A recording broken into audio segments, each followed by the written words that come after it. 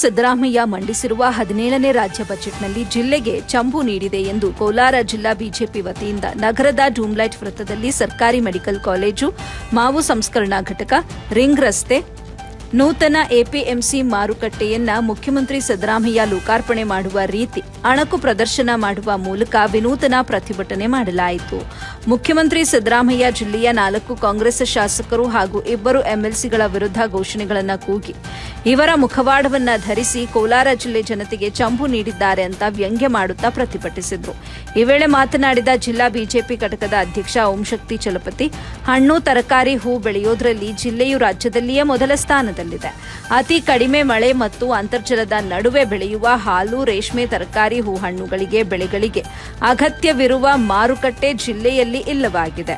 ಹಣ್ಣು, ಹೂ ಅಲ್ಪ ದಿನಗಳ ಕಾಲ ಶೇಖರಿಸಿಡಲು ಶಿಥಿಲೀಕರಣ ಘಟಕಗಳಿಲ್ಲದೆ ರೈತರು ಸಂಕಷ್ಟ ಎದುರಿಸುತ್ತಿದ್ದಾರೆ. ಟೊಮ್ಯಾಟೊ, ಮಾವಿನ ಹಣ್ಣು ಶೇಖರಿಸಿಡಲು ಘಟಕಗಳು ಘೋಷಣೆ ಮಾಡದಿರುವುದು ರೈತರಿಗೆ ಮಾಡಿರುವ ಅನ್ಯಾಯ ಅಂತ ಆಕ್ರೋಶ ವ್ಯಕ್ತಪಡಿಸಿದರು. ಎಪಿಎಂಸಿ ಮಾರುಕಟ್ಟೆ ಸ್ಥಳ ಪರಿಶೀಲನೆ ಮಾಡಲು ಹಗಲು ನಾಟಕ, ರಿಂಗ್ ರೋಡ್ ಮಾಡುವುದಾಗಿ ಸರ್ವೆ ಮಾಡುವುದು, ಇದೇ ರೀತಿ ಜನರಿಗೆ ಮೋಸ ಮಾಡಿ ಜಿಲ್ಲೆ ವಿಧಾನಸಭಾ 4 ಶಾಸಕರು, 2 ಎಂಎಲ್ಸಿಗಳು ಜನಗಳ ಮುಂದೆ ತಮ್ಮನ್ನ ತಾವೇ ಮೇಧಾವಿಗಳು ಎಂದು ಹೇಳುತ್ತಾ ವಿಧಾನಸೌಧದಲ್ಲಿ ಬಾಯಿ ಬಿಡದೆ ಜಿಲ್ಲೆಗೆ ಮೋಸ ಮಾಡಿದ್ದಾರೆ ಅಂತ ಗುಡುಗಿದ್ರು. ವರದಿ ನವೀದ್ ಪಾಷಾ, ರಾಜ್ಯ ಉಸ್ತುವಾರಿ ಸಂಪಾದಕರು, AB News Kannada. Medical college ಮಾವು ಸಂಸ್ಕರಣಾ ಘಟಕಗಳ ಉದ್ಘಾಟನಾ ಕಾರ್ಯಕ್ರಮವನ್ನು ನೆರವೇರಿಸ್ತಾ ಇದ್ದಾರೆ. ಅವರಿಗೆ ಧನ್ಯವಾದಗಳು.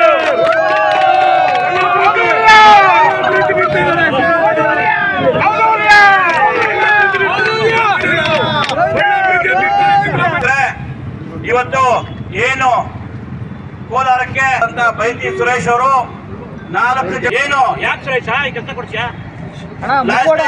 ಮುಂದೆ ಸಾವಿರಾರು ಟನ್ನುಗಟ್ಟಲೆ ಮಾವು ಬೆಳೆದು ಜಮ್ಮು ಕೊಟ್ಟ ಸರ್ಕಾರಕ್ಕೆ, ಕೋಲಾರಕ್ಕೆ ಖಾಲಿ ಜಮ್ಮು ಕೊಟ್ಟ ಸರ್ಕಾರಕ್ಕೆ, ಕೋಲಾರಕ್ಕೆ ಖಾಲಿ ಜಮ್ಮು ಕೊಟ್ಟ ಸರ್ಕಾರಕ್ಕೆ, ಕೋಲಾರಕ್ಕೆ ಖಾಲಿ ಜಮ್ಮು ಕೊಟ್ಟ ಸರ್ಕಾರಕ್ಕೆ. ಬಜೆಟ್ ಅಲ್ಲಿ ನಿರಾಶಾದಾಯಕ ಬಜೆಟ್ ಅತ್ಯಂತ ಖಂಡನೀಯ.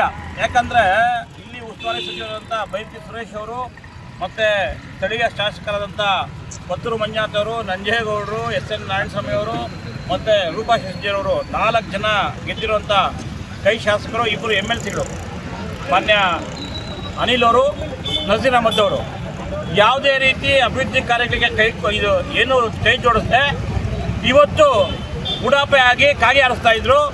ಏನೋ ಲಾಸ್ಟ್ ಟೈಮು ಪಬ್ಲಿಕ್ ಸಹಭಾಗಿತ್ವದಲ್ಲಿ ಮೆಡಿಕಲ್ ಕಾಲೇಜ್ ಕೊಡ್ತೀನಿ ಅಂದರು, ಅದನ್ನು ಹೋಯ್ತು. ಇವಾಗ ವಿಕೃತ ಚರ್ಚೆ ಮಾಡ್ತೀನಿ ಅಂತ ಹೇಳಿದರೆ ಅದು ಎಷ್ಟು ಮಾತ್ರ ಸಮಂಜಸ ಅಂತ. ನಮಗೆ ಬೇಕಾಗಿತ್ತು ಮಾವು ಸಂಸ್ಕರಣಾ ಘಟಕ ಬೇಕಾಗಿತ್ತು, ಮತ್ತು ಎಪಿಎಂಸಿಗೆ ಜಾಗ ಬೇಕಾಗಿತ್ತು, ಮೆಡಿಕಲ್ ಕಾಲೇಜು ಸರ್ಕಾರಕ್ಕೆ ಬೇಕಾಗಿತ್ತು. ಯಾವುದಕ್ಕೂ ಇವರು ಏನು ಕೊಡದೆ ಖಾಲಿ ಕೈಯಲ್ಲಿ ಖಾಲಿ ಚಂಬು ಕೊಡೋ ಮುಖಾಂತರ ಕೋಲಾರಕ್ಕೆ ದ್ರೋಹ ಮಾಡಿದರೆ. ಕಳೆದ ಪಾರ್ಲಿಮೆಂಟ್ ಚುನಾವಣೆಯಲ್ಲಿ 4 ಜನ ಶಾಸಕರು MP ಎಲೆಕ್ಷನ್ಗೆ ಇಂಥವ್ರಿಗೆ MP ಟಿಕೆಟ್ ಕೊಟ್ಟಿಲ್ಲ, ರಾಜೀನಾಮೆ ಕೊಡು ಅಂತ ಇದ್ರು, ಕೊಡ್ತೀನಿ ಅಂತ ಇದ್ರು. ಇವಾಗ ಅವ್ರು ರಾಜೀನಾಮೆ ಕೊಟ್ಟು ಕೋಲಾರಕ್ಕೆ ಅಭಿವೃದ್ಧಿ ಕಾರ್ಯಗಳಿಗೆ ಹಣ ಹೊಂದಿಸಬೇಕು.